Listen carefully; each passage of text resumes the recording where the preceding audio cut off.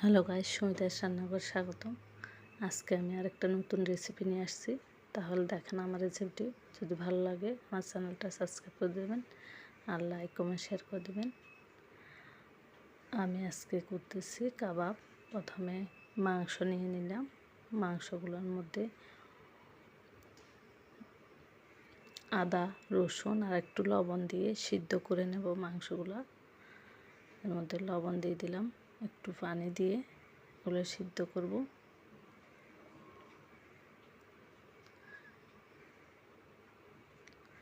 এই তো সিদ্ধ কিছুটা হয়ে আসছে।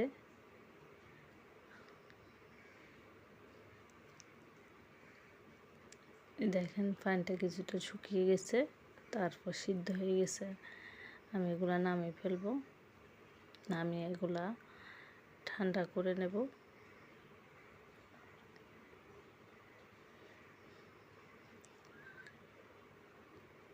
আমি ঠান্ডা করে এর মধ্যে আমি এখানে ডাল নিচ্ছি, চনার ডাল বেটে রেখেছি 1 কাপ থেকে বেশি। তারপর মাংসগুলো আমি খুলে খুলে নিয়েছি হাত দিয়ে।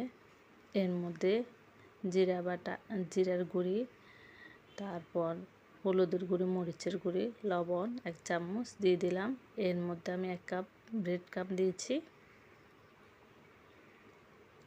তারপর ভেজে রাখা বেরেস্তাগুলো দিয়ে দিলাম।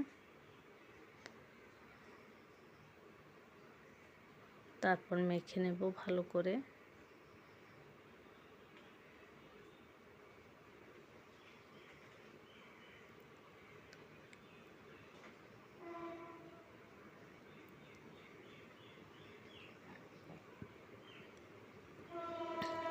এর মধ্যে আমি জিরার গুঁড়ি, ভাজা মশলার গুঁড়ি রেখেছি, এগুলোও দিয়ে দিলাম।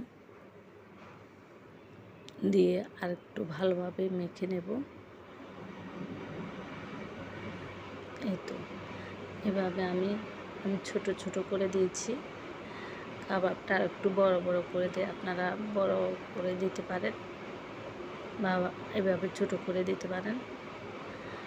আমি 2 হাত দিয়ে চেপে চেপে দিয়েছি। এই তো আমি বড়াগুলা কাবাবগুলা করে নিলাম।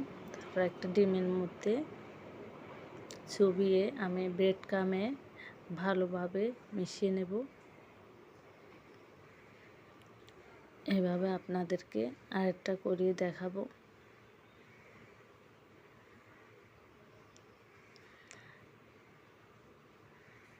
এভাবে একটা একটা করে আমি তারপর প্লেটে রেখে দেব।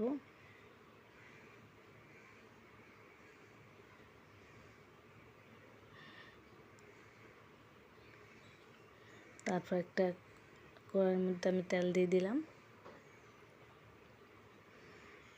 তেল দিয়ে একটা একটা করে দিয়ে দেবো কাবাব। আপনারা এর থেকে বড় করে দিতে পারেন, সমস্যা নাই। এর মধ্যে আমি একটু ডিম উপর দিকে ছিটিয়ে দিলাম।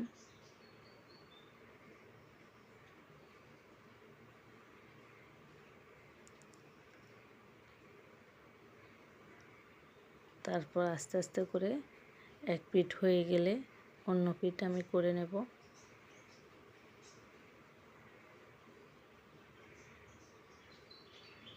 এই তো দেখেন এক পিঠ হয়ে গেছে, আমি অন্য পিঠ করে নিচ্ছি।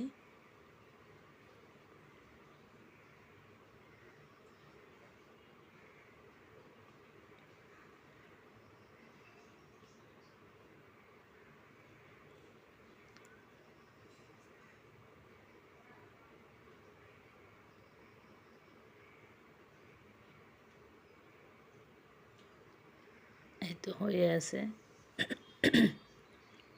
আমি একটা প্লেটে নিয়ে নিয়েছি।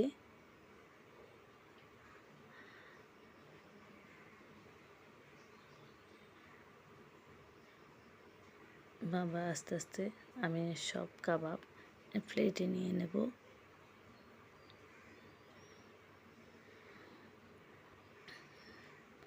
তারপর আর 2টা আমি দিয়ে দিচ্ছি। দেখেন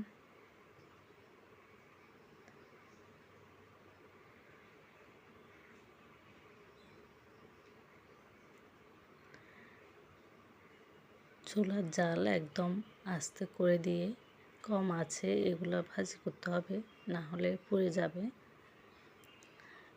এই দেখেন এটাও হয়ে গেছে এক পিঠ। তারপর অন্য পিঠ কিছুক্ষণ রেখে তারপর নামিয়ে ফেলবো। এভাবে আমি সব কাবাব তৈরি করে নেব। এই তো হয়ে গেছে দেখেন। তারপর আমি আজকে একটা জামের সস তৈরি করে আপনাদেরকে দেখাবো। এর সাথে খাওয়ার জন্য আমি এগুলা ব্লেন্ডার করে নিয়েছি। তারপরে এর মধ্যে লবণ, চিনি, তারপরে একটা শুকনো মরিচ আমি গুঁড়ো করে নিয়েছি। এগুলো দিয়ে কিছুক্ষণ নেড়ে ছেড়ে নেব। আমরা সব সময় টমেটো সস দিয়ে খাই, কিন্তু এই জামের সসটা দিয়ে খুব মজা লাগবে। আপনারা এভাবে করে দেখবেন বাসায়। তারপরে এর মধ্যে দিয়ে দিলাম তেঁতুল। আমি তেঁতুলগুলো 2 চামচের মতো, তেঁতুল 3-4টা হাত দিয়ে একটু কষলিয়ে নিয়েছি। তারপর এগুলা বিচিগুলো ফেলে আমি দিয়ে দিলাম। এই তো আমার জামের সস তৈরি হয়ে গেছে।